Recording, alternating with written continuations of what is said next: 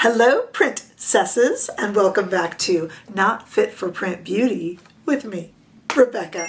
Today we have some new holiday releases from none other than Mr. Tom Ford. So I am very happy to have you here. Don't forget that you can also follow me over on Instagram, TikTok, and on Threads. All right, let's get started. We have a lot of good holiday stuff coming up here. Some show notes, some program notes. Today, of course, Tom Ford, which we'll speak about in a moment. We also have Guerlain holiday releases coming up, if that's something that you are interested in. Some of those new Urban Decay sparkly palettes. And I have finally almost finished putting together my foundation review, which will look at every foundation, notable foundation released in the past 6 months. It has been a massive undertaking, but that's almost finished too. And all of that is coming within the next few days. So make sure that you are subscribed. Take a moment to hit that subscribe button so that you don't miss anything. All right, let's talk about Tom Ford. There's been a bunch of Tom Ford palette releases and holiday releases in general. I picked up 2 of them. I wish I could have gotten them all. But it's getting pricey, guys. It's getting pricey. All right, so we have some rose releases that are supposed to be reminiscent of the roses in Tom Ford's personal garden. Wow. So we have Insolent Rose, this beautiful pressed powder quad that I have here, and I didn't get rose teas. So this is Insolent Rose. Let me get it out of the lighting there so you can look at it. This is pink and berry pressed powders, and then the other image, which I will put on screen, which is called Rose Teas, that has a little bit more chocolate integrated into it. These are pressed powders. They're very, very beautiful to work with, and they layer really nicely and apply like a powder. We are going to swatch them and, of course, try it on, and we're going to do the swatches in 2 different lights. But before we move to that, I also want to look at another holiday release from Tom Ford called Soleil Neige release, and it is called Lumière d'Hiver, which is about winter. So it's a winter palette, and this is such a creamy palette, and it is just gorgeous. Now, I know that's a real neutral. I'm trying to get out of the light there for you guys to look at. I know that's a real neutral palette, but, you know, no matter how much we ask for something different, when you do neutral elegantly, no one can ever get enough of it. Kind of like Natasha Denona did the I Need a Nude palette, and it was just so on point, no matter how many neutrals or nudes we'd had before. This is, to me, the same thing. There's a reason that this is very popular. And the rose teas I put in as a photo. I wish we could look at it. I just can't get them all. But let's go ahead and swatch them first. Here they are in studio lighting. I have the Insolent Rose on one part of my arm, and then the Lumière d'Hiver on the other side of my arm towards the wrist. So take a look at that there. First in studio lighting. But it is best and easiest to see these where? Outside in the warm California sunshine. Take a look at them. I can get a little up close, a little better, and let you see them a little better. And they are indeed beautiful. And each palette, once again, features the ever-growing popularity of the included sponge. If you haven't seen some of my last recent videos, I have been talking about the fact that included sponges, see this one says TF on it, included sponges are kind of having a moment. They're kind of coming back after years of us all immediately tossing out any sort of sponges or brushes that came with our palettes. They are definitely having a moment as more and more people recognize how nice they are in high-end and luxury palettes, and as brands such as Clé de Peau start selling replacement brushes. As I always say, in case you'd like to start a collection. I have these palettes and everything else that I could find from Tom Ford listed below. As usual, sometimes, finding a Tom Ford palette can be a bit of a wild goose chase and can be very frustrating. So I'm trying to list where I know that you can get them.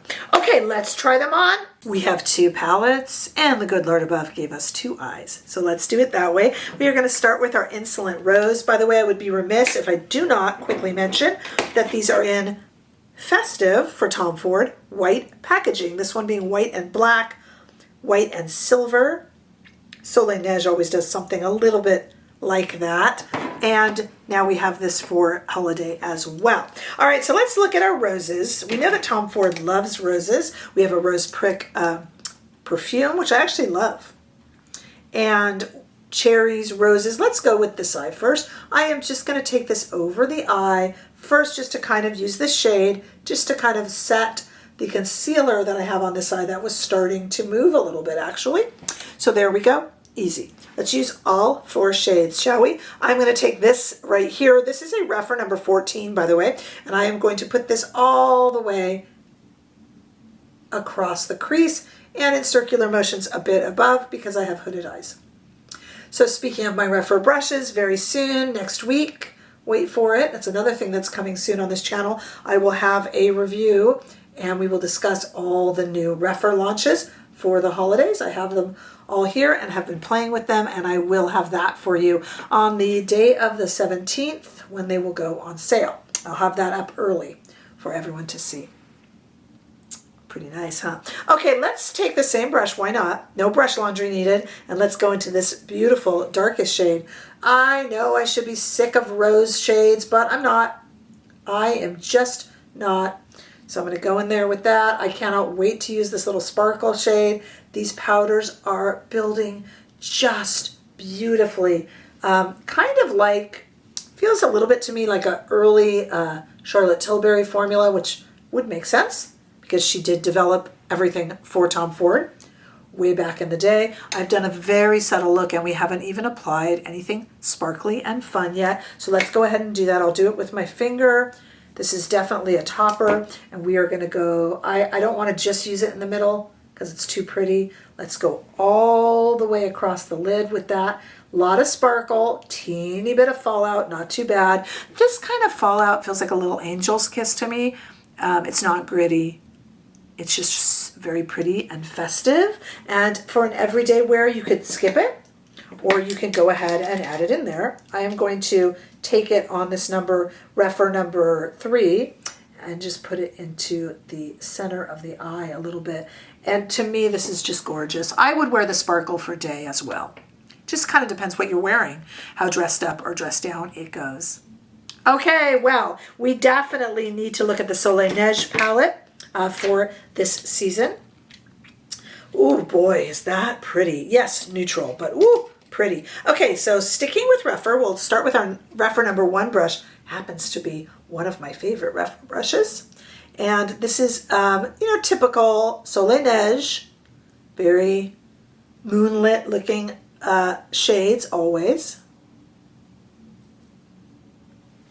I am still sitting here, even as I use this, trying to think of what exactly to do with the Guerlain palette. I haven't filmed my review yet, and I'm kind of excited about that one. Okay, we have 2 little sparkly shades here, but I'm going to stick with this number 1 and go into this truly cocoa shade here and just put it up into the corner.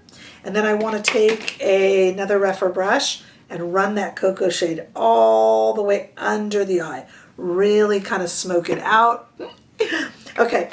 We have 2 shades here. Let's use both of them. Oh, these are so creamy. And whereas the shade in the Insolent Rose was really a sparkly topper, this one, as you can see by it on my finger, has a lot more substantial color to it. It's a topper also, but it's a little bit more opaque. So it's good to compare them. But also has a very wet looking formula to it.